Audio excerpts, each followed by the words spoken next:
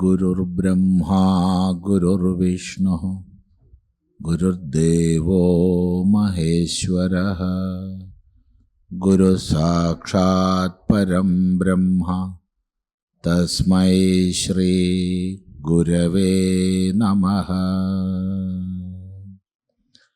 ഓം സദാശിവസമാരംഭാം ശങ്കരാചാര്യമധ്യമാം അസ്മദാചാര്യപര്യന്താം വന്ദേ ഗുരുപരമ്പരാം. ഓം സഹനാ ഭവതു സഹനൗ ഭുനക്തു സഹ വീര്യങ്കരവാവഹൈ തേജസ്വിനാവധീതമസ്തു മാ വിദ്വിഷാവഹൈ. ഓം ശാന്തി ശാന്തി ശാന്തി. ഓം ഭദ്രം കർണേഭിഃ ശൃണുയാമദേവാഃ ഭദ്രം പശ്യേമാക്ഷഭിർയജത്രാഃ സ്ഥിരൈരംഗൈസ്തുഷ്ടവാംസस्तनोभिर्व्यशेमदेवहितं यदायुः. स्वस्ति न इन्द्रो वृद्धश्रवाः स्वस्ति नः पूषा विश्ववेदाः स्वस्ति नस्तार्क्ष्यो अरिष्टनेमि स्वस्ति नो बृहस्पतिर्दधातु. ഓം ശാന്തി ശാന്തി ശാന്തി. ഓം അഥാശ്വലായനോ ഭഗവന്തം പരമേഷ്ഠിനമുപസമേത്യോവാച അധീഹി ഭഗവൻ ബ്രഹ്മവിദ്യാം വരിഷ്ഠാം സദാ സദ്ഭിः സേവ്യമാനാം നിഗൂഢാം യയാ ചിരാ സർവപാപം വ്യപോഹ്യ പരാത്പരം പുരുഷം യാതി വിദ്വാൻ തസ്മൈ സഹോവാച പിതാമഹശ്ച ശ്രദ്ധാ ഭക്തി ധ്യാന യോഗാദവൈഃ.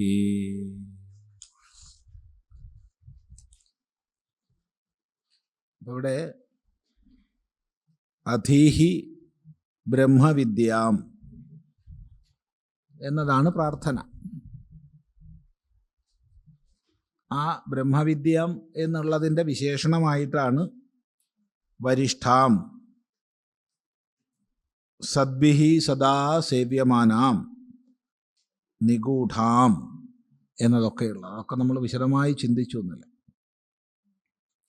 ഇപ്പം ബ്രഹ്മവിദ്യയെ അങ്ങ് ഉപദേശിച്ചാലും ഈ പ്രാർത്ഥനയ്ക്ക് മറുപടി വളരെ ശ്രദ്ധേയമാണ്. അവിടെ ഉപദേശിക്കുകയല്ല ചെയ്യണത്, മറിച്ച് ശ്രദ്ധാഭക്തി ധ്യാന യോഗാദവൈഹി എന്ന് പറയുകയാണ്. നീ മനസ്സിലായിക്കോളൂ, അതിനുള്ള പാത്രത്വം വളർത്തി നീ മനസ്സിലാക്കും. എങ്ങനെ എന്നതിന് ഉപായം പറഞ്ഞു കൊടുത്തു. ശ്രദ്ധാഭക്തി ധ്യാന യോഗാത്. ഓരോ പദവും നമ്മൾ ചിന്തിച്ചു. ശ്രദ്ധ, ഭക്തി, ധ്യാനം, യോഗം.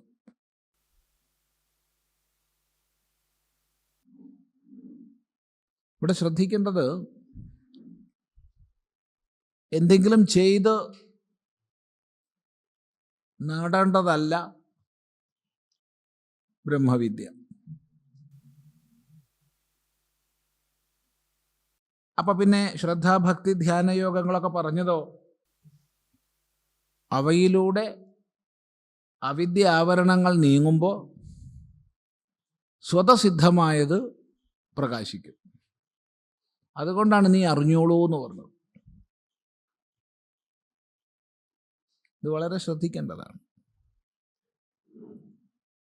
ഇനി ഗുരുനാഥന് ചെയ്യാനുള്ളത് ചില സൂചനകൾ കൊടുക്കുക മാത്രമാണ്. ആ സൂചനകളെ പിൻപറ്റി അന്വേഷകന് മുന്നോട്ട് പോവാം.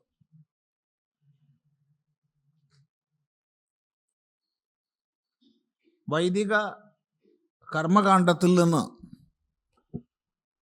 ജ്ഞാനകാണ്ഡത്തിനുള്ള ഏറ്റവും വലിയ ഭിന്നത ഇതാണ്. അവിടെ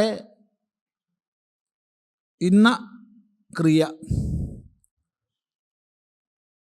അതിന് ഇന്ന ദേവത, ഇന്ന മന്ത്രങ്ങൾ, ഇന്ന ദ്രവ്യങ്ങൾ എന്ന് പഠിപ്പിച്ചു കഴിഞ്ഞാൽ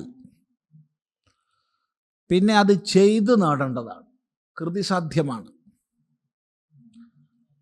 ശാസ്ത്രത്തിൽ കർത്തൃതന്ത്രം എന്ന് പറയും. കർത്താവ് ക്രിയയിലൂടെ നേടിയെടുക്കേണ്ടതാണ്. ജ്ഞാനം കർത്തൃതന്ത്രമല്ല. ശ്രവണം, മനനം, നിധിധ്യാസം തുടങ്ങിയവ ചെയ്തോളൂ എന്ന് പറഞ്ഞാൽ ശ്രവണ മനന നിധിധ്യാസങ്ങളിലൂടെ ഉണ്ടാക്കേണ്ടതല്ല ജ്ഞാനം. ഇതാണ് കർമ്മജ്ഞാന കാണ്ഡങ്ങളുടെ പ്രധാന ഭേദം. ഇവിടെ സാധകൻ വിചാരത്തിലൂടെ പാത്രത്വത്തെ നേടുകയാണ്, അധികാരത്തെ നേടുകയാണ്. അന്ധകരണത്തെ ഏകാഗ്രതമമാക്കുകയാണ്. കൂടുതൽ കൂടുതൽ വിചാര സാമർഥ്യത്തെ നേടുകയാണ്. അതുകൊണ്ട് അവൈഹി, നീ മനസ്സിലാക്കൂ എന്ന് പറഞ്ഞു. ഞാൻ മനസ്സിലാക്കിയോണ്ട് നിനക്ക് ഗുണമൊന്നുമില്ല, നീ മനസ്സിലാക്കണം. അച്ഛൻ ഭക്ഷണം കഴിച്ചാൽ എന്തായാലും മക്കൾക്കൊരു സന്തോഷം ഉണ്ടാവും. പക്ഷെ വിശപ്പ് മാറില്ല. വിശപ്പ് മാറണമെങ്കിൽ അവനവൻ തന്നെ കഴിക്കണം. നീ മനസ്സിലാക്കൂ എന്ന് മാത്രമല്ല, ഗുരുനാഥൻ ശിഷ്യനോട് നേരിട്ട് ഉപദേശിക്കുന്നതാണ്. അതാണ് അവിടെ ശ്രദ്ധേയം. നേരിട്ട് ഉപദേശിക്കുക. ഇത് നേരിട്ട് ഗുരുവിൽ നിന്ന് അറിയേണ്ടതാണ്. ബാക്കിയുള്ളത് സൂചനകൾ പറയുന്നു. ഇനിയുള്ളത് മുഴുവൻ ഈ പറഞ്ഞ ശ്രദ്ധാഭക്തി ധ്യാനയോഗാദവൈഹി എന്ന് പറഞ്ഞതിൻ്റെ തുടർച്ചയായിട്ട് നമ്മിലെ വിചാര സാമർഥ്യത്തെ വളർത്താൻ വേണ്ടിയുള്ള ചില ചില സൂചനകളാണ് ഓരോ മന്ത്രവും. നോക്കൂ. ന കർമ്മണാ ന പ്രജയാ ധനേന ത്യാഗേനൈകേ അമൃതത്വമാനശുഃ പരേണ നാകം നിഹിതം ഗുഹായാം ബിഭ്രാജതേ യതയോ വിശന്തി. ന കർമ്മണാ ന പ്രജയാ ധനേന ത്യാഗേനൈകേ അമൃതത്വമാനശുഃ പരേണ നാകം നിഹിതം ഗുഹായാം ബിഭ്രാജതേ യതയോ വിശന്തി.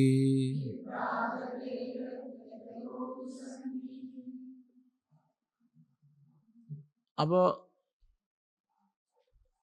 ശ്രദ്ധാഭക്തി ധ്യാനയോഗാത് ത്വം അവൈഹി, നീ മനസ്സിലാക്കൂ എന്ന് പറഞ്ഞു. ഇതേ വഴിയുള്ളൂ. ഇപ്പം സാമാന്യമായി വസ്തുപ്രാപ്തിക്ക് എന്തെല്ലാം മാർഗങ്ങളുണ്ടോ അതുകൂടി നമുക്ക് ഒന്ന് അന്വേഷിക്കാമല്ലോ.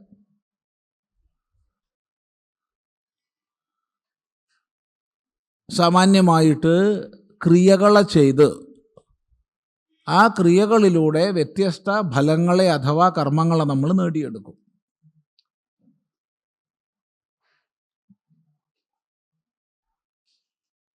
അല്ലെങ്കിൽ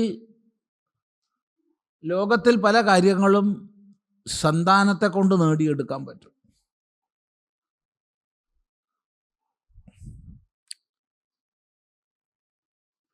പിന്നെ പ്രായണ എല്ലാ വസ്തുപ്രാപ്തികളും തന്നെ ഏതെങ്കിലും പ്രകാരത്തിൽപ്പെട്ട ധനം കൊണ്ട് നേടിയെടുക്കാൻ പറ്റും. അപ്പം ഇതിലൊക്കെ നമ്മുടെ പ്രതീക്ഷകളും സങ്കല്പങ്ങളും ഉണ്ടാവും. ഈ ബ്രഹ്മവിദ്യയും അങ്ങനെയൊക്കെ നേടിക്കൂടെ?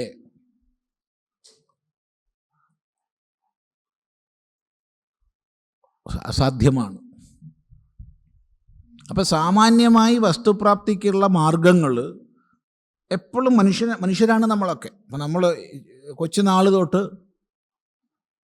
ഓരോ വസ്തുവയും നേടാൻ എന്തൊക്കെ മാർഗങ്ങൾ ഉപയോഗിച്ചോ അതൊക്കെ ഉള്ളിൽ കിടക്കും.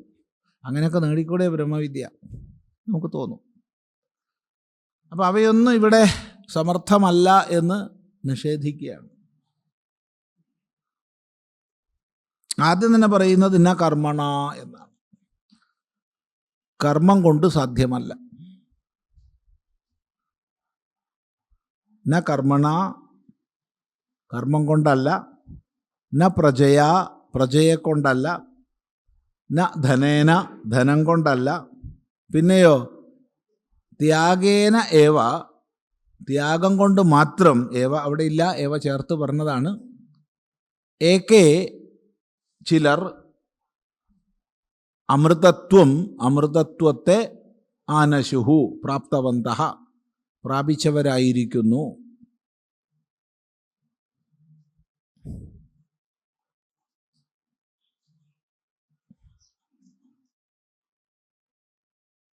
എന്താണ് ആ അമൃതത്വത്തിൻ്റെ സ്വരൂപം? അതാണ് പറയുന്നത്. അത് പരമമായതിനെ കൊണ്ട്. എന്താണ് പരം എന്ന് നമുക്ക് ചിന്തിക്കാം. പരമമായതിനെ കൊണ്ട് ന അകം, നാകം. കം എന്ന് പറഞ്ഞാൽ കം, സുഖം, സുഖം. അകം എന്ന് പറഞ്ഞാൽ സുഖമല്ലാത്തത്, ദുഃഖം.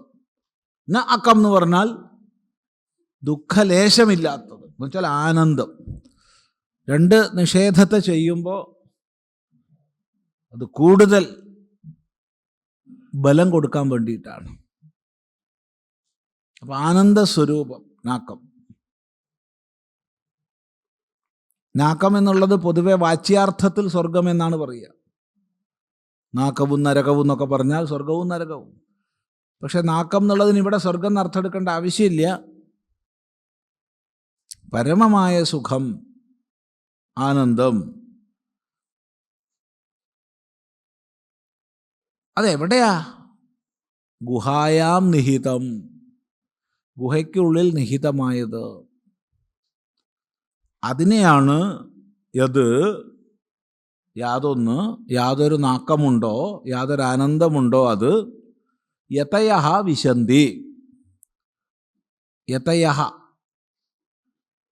യമം ചെയ്തവർ, യതശീലന്മാർ, മനസ്സ്, ബുദ്ധി തുടങ്ങി സകല ഉപാധികളെയും പൂർണ്ണമായി നിയന്ത്രിച്ച് സ്വാധീനമാക്കിയവർ വിശന്തി, പ്രാപിക്കുന്നു. ഇത് വാസ്തവത്തിലൊരു സൂചനകൾ കൊടുക്കുകയാണ്. ഈ സൂചനകളൊക്കെ ഘടിപ്പിക്കേണ്ടത് ശ്രദ്ധാഭക്തി ധ്യാനയോഗാദ് അവൈഹി എന്നുള്ള ഒറ്റ ഉപദേശത്തിനോടാണ്. അപ്പം നീ മനസ്സിലാക്കിക്കോളൂ എന്ന് പറയുമ്പോൾ മനസ്സിലാക്കാൻ ലൗകികമായി നമ്മൾ മനസ്സിലാക്കിയ വഴികൾ അന്വേഷിക്കും. ആ വഴികളെ നിഷേധിക്കുകയാണ്. ന കർമ്മണ, കർമ്മം കൊണ്ട് ഇതിനെ പ്രാപിക്കാൻ കഴിയില്ല, ആരും പ്രാപിച്ചിട്ടില്ല. അപ്പോൾ കർമ്മം എന്ന് പറയുമ്പോൾ അത് വല്ലാത്തൊരു പദമാണ്. വ്യത്യസ്ത ശാസ്ത്രങ്ങൾക്കനുസരിച്ച് കർമ്മശബ്ദത്തിൻ്റെ അർത്ഥം വിഭിന്നമാണ്. ഉദാഹരണം പറഞ്ഞാൽ, വ്യാകരണശാസ്ത്രത്തിൽ കർമ്മം എന്ന് പറഞ്ഞാൽ കർത്താവ് ക്രിയ കൊണ്ട് എന്താണോ പ്രാപിക്കാൻ ഇച്ഛിക്കുന്നത് അതാണ് കർമ്മം. വ്യാകരണത്തിൽ. ധർമ്മശാസ്ത്രങ്ങളിൽ കർമ്മം എന്ന് പറഞ്ഞാൽ അവനവൻ്റെ കർത്തവ്യ രൂപമാണ് കർമ്മം. അവനവൻ്റെ കർത്തവ്യ രൂപമായതാണ് കർമ്മം. അത് കർമ്മണോ ഹി അപി ബോധവ്യം എന്നുള്ള ഗീതാവാക്യം ഓർമ്മിച്ചാൽ മതി. അപ്പോൾ അത് കൂടുതൽ അനുസന്ധാനം ചെയ്യാൻ പറ്റും.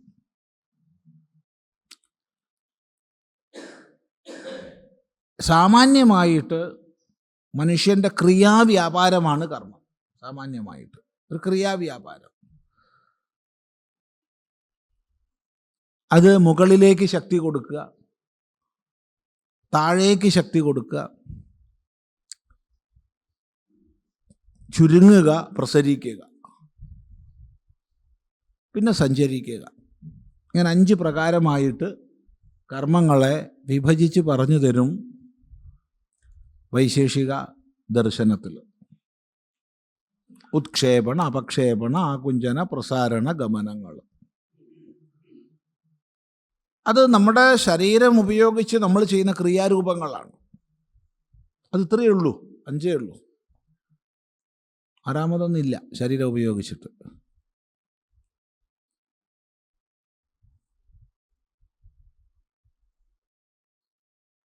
ഇതേ കർമ്മശബ്ദം പൂർവമീമാംസകൻ പറയുമ്പോഴത്തേക്ക് വീണ്ടും അർത്ഥം മാറും. അവിടെ മന്ത്രപൂർവം വ്യത്യസ്ത ദേവതകൾക്ക് ഹവിരർപ്പണം ചെയ്യുന്നതാണ് കർമ്മം.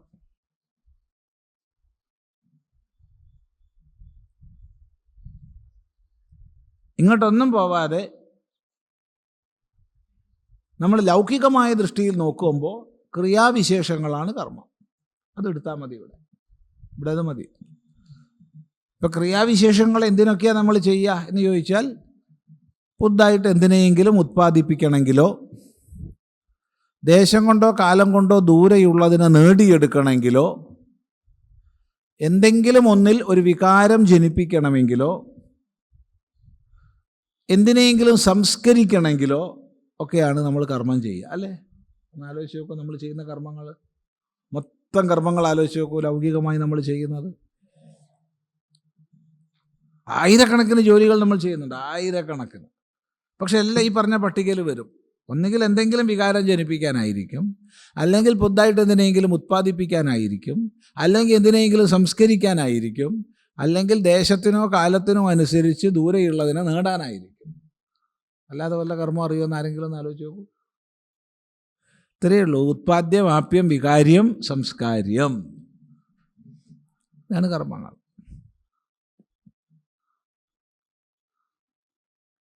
ഇങ്ങനെയുള്ള യാതൊരുവിധ കർമ്മത്താലും തന്നെ ബ്രഹ്മവിദ്യ നേടാൻ സാധ്യമല്ല. പൊതുവെ നമ്മൾ ഈ കുരുക്ഷേത്രവുമായിട്ട് ജീവിക്കുന്നവരാണ്, ശരീരമായിട്ട്. എന്തും ചെയ്യാം എന്നുള്ളൊരു ധാരണ നമുക്കുണ്ട്, ഇല്ലേ? എന്തും ചെയ്യാന്നുള്ള ധാരണയൊക്കെ കുറച്ചു കാലം കഴിയുമ്പം പോയിരിക്കാം, അല്ലേ? എന്നാലും ഒരു ഘട്ടം വരെയൊക്കെ നമുക്ക് അങ്ങനെ ചില തോന്നലൊക്കെ ഉണ്ട്. ഒരു ഘട്ടം കഴിഞ്ഞാൽ അത് പോവും. എന്നാലും ഒരു ഘട്ടം വരെ എന്തും ചെയ്യാന്നൊക്കെ ഒരു തോന്നലുണ്ട്. അപ്പം ആദ്യം തന്നെ അതിനെയാണ് നിഷേധിക്കുന്നത്. നിന്റെ ചെയ്തി കൊണ്ട് ബ്രഹ്മവിദ്യയെ നേടാനൊക്കില്ല. ഇത് ചെയ്ത് നേടേണ്ടതല്ല. ന കർമ്മണ. ഇപ്പം കർമ്മങ്ങൾ പൊതുവെ നമുക്ക് ലൗകികം വൈദികം എന്ന് വേർതിരിക്കാം. ലോകസിദ്ധമായത് ലൗകികവും വേദവിഹിതമായത് വൈദികവും. ഇങ്ങനെ രണ്ടായിട്ട് തിരിക്കാം കർമ്മങ്ങളെ. ലോകസിദ്ധമായത്, ഇപ്പോൾ ലൗകികമായൊന്നും ലോകവിഹിതമൊന്നും അല്ല, ആണോ? ലോകവിഹിതം എന്നൊരു കർമ്മം ഇല്ല, ലോകസിദ്ധമാണ്. നമ്മൾ ചെയ്യുന്ന ലൗകികമായിട്ടുള്ള ഏത് കർമ്മം മനുഷ്യ നോക്കിക്കോളൂ, അത് വിഹിതമൊന്നുമല്ല, ലോകസിദ്ധമായതാ ലൗകികമായതൊക്കെ. നമ്മൾ ലൗകികമായി ചെയ്യുന്ന കർമ്മങ്ങൾ എന്തൊക്കെയാണ് ആലോചിച്ച് നോക്കൂ. ഏത് കർമ്മമായാലും ശരി, അത് ലോകവിഹിതമല്ല, ലോകസിദ്ധമാണ്. അമ്മ ചെയ്തു, അച്ഛൻ ചെയ്തു, മുതിർന്നവർ ചെയ്തു, താനും ചെയ്യുന്നു, അല്ലെങ്കിൽ മറ്റവരൊക്കെ ചെയ്യുന്നുണ്ട്, ഞാനും ചെയ്യുന്നു. ചെയ്യേണ്ടതാണ്, അതുകൊണ്ട് ചെയ്യുന്നു. വിഹിതമൊന്നുമല്ല. വൈദികം അതല്ല, വൈദികം വിഹിതമാണ്. ഇന്നത് നീ ചെയ്യണം, ഇന്നിതൊക്കെ ചെയ്തിരിക്കണം എന്ന് വിഹിതമാണ്. അങ്ങനെ ലൗകികവും വൈദികവുമായ കർമ്മങ്ങൾ. ഈ കർമ്മങ്ങളെ കൊണ്ടൊന്നും ബ്രഹ്മവിദ്യ നേടാനൊക്കില്ല.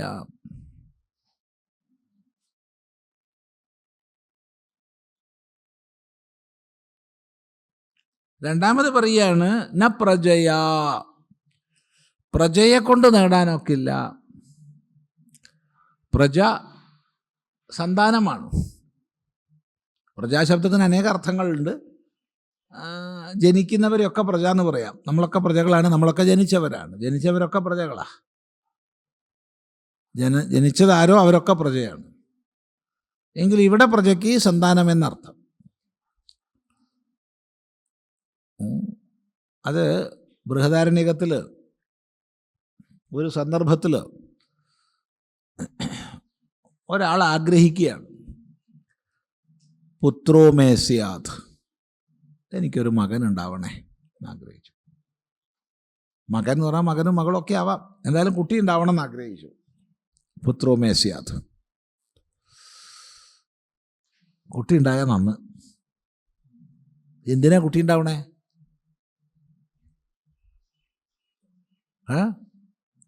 എന്തിനാ? കുട്ടി ഉണ്ടാവണതും കുട്ടി ഉണ്ടാവണമെന്ന് ആഗ്രഹിക്കണമെന്ന് രണ്ടിനുണ്ടാ. സ്ത്രീ പുരുഷന്മാർ ലൈംഗികമായി ബന്ധപ്പെട്ടു, കുട്ടി ഉണ്ടായി, അത് വേറെ. കുട്ടി ഉണ്ടാവണേന്ന് ആഗ്രഹിക്കുന്നത് വേറെയാ. അപ്പം കുട്ടി ഉണ്ടാവണേന്ന് ആഗ്രഹിച്ചു എന്നാണ് പറഞ്ഞത് ഉപനിഷത്ത്. അതെന്തിനാ? പുത്രേണ അയം ലോകോ ജയ്യഹ, ഈ ലോകം ജയിക്കേണ്ടത് സന്താനങ്ങളെ കൊണ്ടാണ്.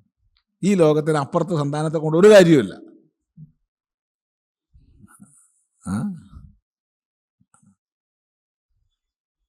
ഈ ലോകത്തെ ജയിക്കേണ്ടത് അതൊരു ഭാവനയാണ്. എന്താ? അതെ, അത് തന്നെ ഞാൻ പറഞ്ഞ ഈ ലോകം ജയിക്കണം, ഈ ലോകം ജയിക്കണം എന്ന് അത് തന്നെയാ പറഞ്ഞേ. ഈ തലമുറയെ ശരി, തലമുറയെ നിലനിർത്തണം എന്ന് പറഞ്ഞാൽ എനിക്ക് എൻ്റേതെന്ന് ഞാൻ പറഞ്ഞ് വെച്ചിട്ടുള്ളതിൻ്റെ പിന്തുടർച്ച ഉണ്ടാവണം, അത്രയേ ഉള്ളൂ. അല്ലാണ്ടെന്താ? തലമുറയെ നിലനിർത്താൻ എനിക്ക് കുട്ടി ഉണ്ടാവണം, എൻ്റെ കുട്ടി എന്ന് പറയണം. അപ്പം എന്ത് വേണം? ജായ മേസിയാത്, എനിക്കൊരു ജായ ഉണ്ടാവണം. വൈഫ്, ജായ എന്ന് പറഞ്ഞാൽ വൈഫ് അല്ലേ? അതെ, സംസ്കൃതത്തിൻ്റെ സമ്പന്നത നമ്മൾ മനസ്സിലാക്കണം. സമ്പന്നത എന്ന് പറഞ്ഞാൽ ഇതിൽ പരം സമ്പന്നത നമുക്ക് ചിന്തിക്കാൻ പറ്റില്ല. അപ്പോൾ വൈഫ് എന്ന് പറഞ്ഞാൽ എപ്പോഴും വൈഫ് തന്നെയാണ്. നേരെ മറിച്ച് സംസ്കൃതത്തിൽ അതല്ല, ഓരോ പദത്തിനും വിശേഷ അർത്ഥമാണ്. ജായ വൈഫ്, പത്നിയോ വൈഫ്, സഹധർമ്മിണിയോ അതും വൈഫ് തന്നെയാണ്. പിന്നെന്താ? ഭാര്യ, അതും വൈഫ് തന്നെയാണ്. പിന്നെ ദാരം, അതും വൈഫ് തന്നെയാണ്. എല്ലാത്തിനും വൈഫേ ഉള്ളൂ. നേരെ മറിച്ച് മറ്റൊരു സംസ്കൃതത്തിൽ ഓരോ ശബ്ദത്തിനും ഓരോ അർത്ഥമാണ്. പത്നി എന്ന് പറയുമ്പോൾ അത് ഏറ്റവും നല്ല പദമാണ്. പത്നി, പത്ല് ഗതൗ, അതായത് ഉയർന്നൊരു ലക്ഷ്യത്തിലേക്ക് ഒന്നിച്ച് സഞ്ചരിക്കുന്നവനാണ് പതി പത്നി. ഏറ്റവും ഉയർന്ന അർത്ഥം അതാണ്. ആത്മാർത്ഥം പുത്രം വാ പുത്രിയും വാ ജനയതി, തനിക്ക് മകനെയോ മകളെയോ തരുന്നവളാണ് ജായ, പ്രസവിക്കുന്നവൾ, തനിക്ക് കുഞ്ഞിനെ തരുന്നവൾ ജായ. ഭാര്യ വൃത്തികെട്ട വാക്കാണ്, മഹാമോശം. ഭാര്യ എന്ന് പറഞ്ഞാൽ ഭരിക്കപ്പെടുന്നവളാ. അപ്പം അവൻ വലിയ ഭരിക്കുന്നവനും, അതെങ്ങനെയാ ശരിയാവുക? അതൊരു എന്താണ്? അതൊരു സുഖമില്ലാത്ത വാക്കായി. ഭാര്യ ഭർത്താവ്, ഭരിക്കുന്നവൻ, ഭരിക്കപ്പെടുന്നവള്.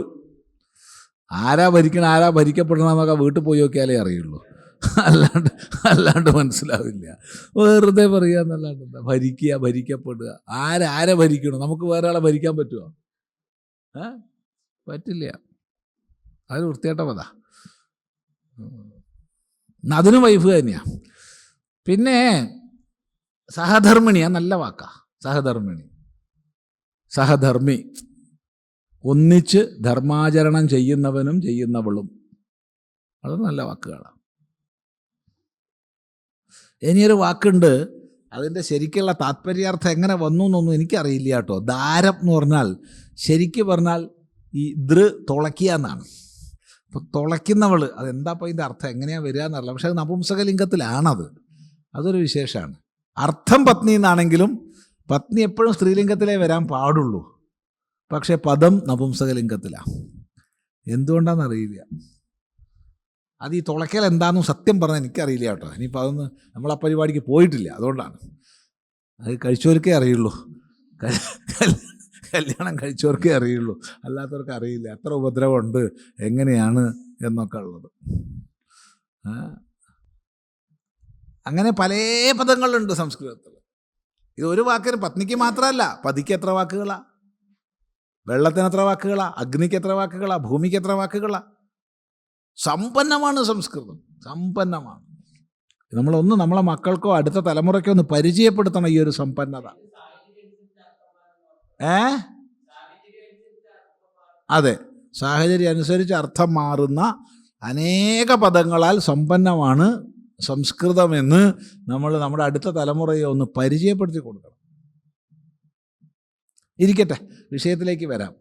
അപ്പം ഇവിടെ സന്താനം എന്തിനുണ്ടായി എന്ന് ചോദിച്ചാൽ ഈ ലോകം ജയിക്കണം, അതിനു വേണ്ടിയിട്ടാണ്. സന്താനത്തെ കൊണ്ട് മാത്രമേ ഈ ലോകം ജയിക്കാൻ പറ്റൂ. ശരി, അതിനെന്തായി? കല്യാണം കഴിച്ചു, ജായയായി, സന്താനായി.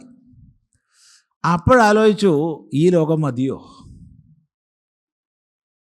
ഈ ലോകം കുറച്ച് കാലത്തേക്കല്ലേ ഉള്ളൂ, പിതൃലോകം കിട്ടണ്ടേ? പിതൃലോകത്ത് പോയാലല്ലേ സ്വർഗം തുടങ്ങിയ അനുഭവങ്ങളൊക്കെ നേടാൻ കഴിയൂ. അപ്പം എന്ത് വേണം? അതിന് ഈ കുട്ടീനെ കൊണ്ട് കാര്യമുണ്ടോ? ഇല്ല. പത്നീനെ കൊണ്ട് കാര്യമുണ്ടോ? ഇല്ല. അപ്പം ആഗ്രഹിച്ചു, എന്നാൽ ശരി, സൽക്കർമ്മങ്ങൾ ചെയ്യാം. കർമ്മണ പിതൃലോക. ഇവിടെ അല്ല പറയണത്, ബൃഹദാരണ്യകോപനിഷത്ത്. അപ്പം നമ്മൾ ചിന്തിക്കണത് കർമ്മണ പിതൃലോക, കർമ്മം കൊണ്ട് പിതൃലോകം. അങ്ങനെ പിതൃലോകവും ബുക്ക് ചെയ്തു. അപ്പോൾ ഈ ലോകം ശരിയായി, പിതൃലോകം ബുക്ക് ചെയ്തു, രണ്ടും ബുക്ക് ചെയ്ത് വെച്ചു കേട്ടോ. അപ്പോഴാലോചിച്ചത്, അതിനപ്പുറത്തേക്ക് എന്താ ഉള്ളത്?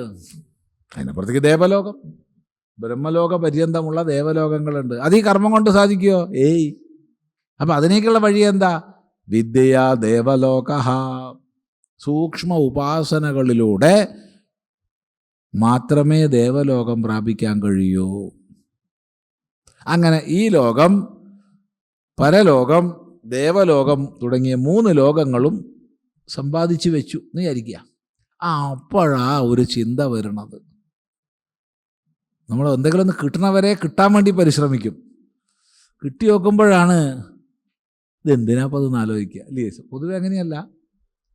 നമ്മളെ വീട്ടിൽ വേറെ എങ്ങോട്ടും ആരോടും പറഞ്ഞു കൊടുക്കണ്ട, നമ്മളെ വീട്ടിൽ തന്നെ നമ്മൾ കഷ്ടപ്പെട്ട് വാങ്ങി വെച്ച ഓരോ സാധനം നോക്കിയാൽ മതി.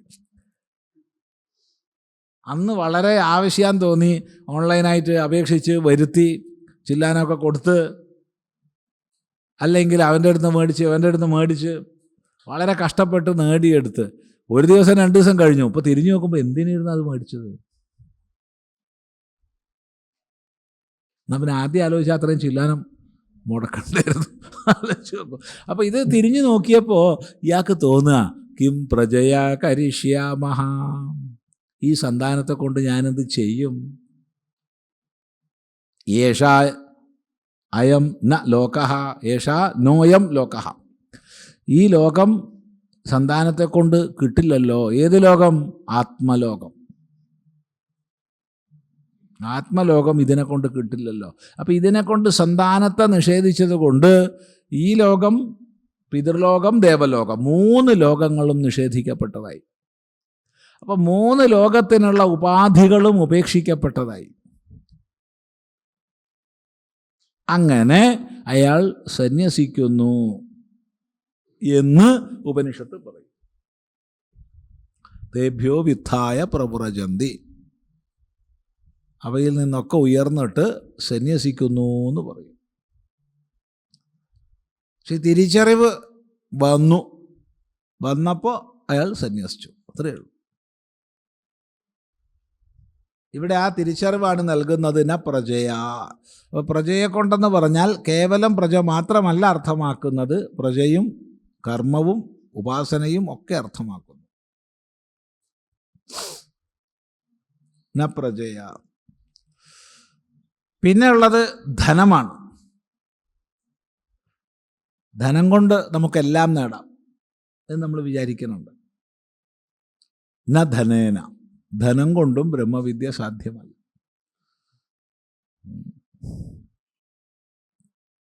ഇവിടെ ധനം എന്താണെന്നുള്ളതൊക്കെ ചിന്തിക്കേണ്ടതാണ്. വേദാന്തം പ്രക്രിയാദശയിൽ നമ്മൾ ധനികന്മാരാവണമെന്നാണ് പറയുക. പ്രക്രിയാദശയിൽ. വേദാന്തം പഠിച്ചു തുടങ്ങുമ്പോൾ ധനം കൊണ്ടാണ് വിദ്യ നേടാൻ കഴിയുക, ധനം നേടണം എന്നാ പറയുക. ധനം എന്ന് പറയുമ്പോൾ അവിടെ വിവേകവും വൈരാഗ്യവും ശമാധി ഷഡ്കവും മുമുക്ഷുത്വവുമാണ് അവിടെ ധനം. സമ്പന്നത, സമ്പത്ത് തന്നെയാണ് പറയുക, സാധനാ സമ്പത്ത്. അപ്പോൾ ഇവ നേടണം നമ്മൾ. അത് പണ്ട് ഈ ഒരു വേദമന്ത്രമുണ്ട്, പണ്ടല്ല ഇപ്പോഴുള്ള വേദമന്ത്രമാണ്, ശ്രദ്ധയാ സത്യമാപ്പിയതേ. ശ്രദ്ധ കൊണ്ടാണ് സത്യത്തെ നേടാൻ കഴിയുന്നത്. അപ്പോൾ ഗുരുനാഥൻ പൊതുവെ ഒരു ദക്ഷിണാപ്രിയനായിട്ടുള്ള ഗുരുനാഥനാണ്. അപ്പം ശിഷ്യന്മാർ കളിയാക്കി പുഷ്കലേന ധനേന വാങ്.